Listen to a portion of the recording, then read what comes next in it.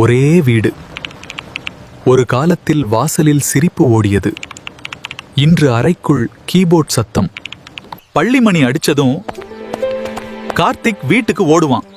விளையாட்டு அவனுக்காக காத்துட்டு இருக்கும். இந்தா, சீக்கிரம் சாப்பிட்டு ஓடு. வாடா என்ற ஒற்றை அழைப்பு போதும், மாலை பொழுது தொடங்கும். ஒரு செங்கல், ஒரு பந்து, அதுவே உலகம். இருள் வரும் வரை ஆட்டம் மாறுகிறது.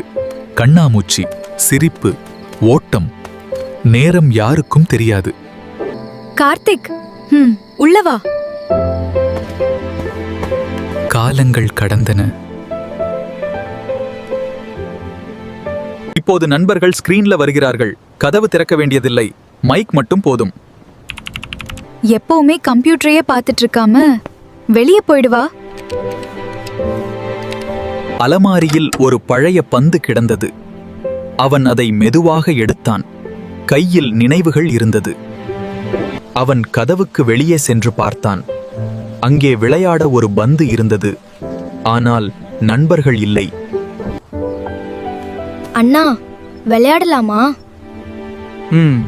விளையாடலாம். ஒரு பந்து போதும், ஒரு குரல் போதும். வீட்டு வாசல்படி மீண்டும் உயிர் பெற்றது.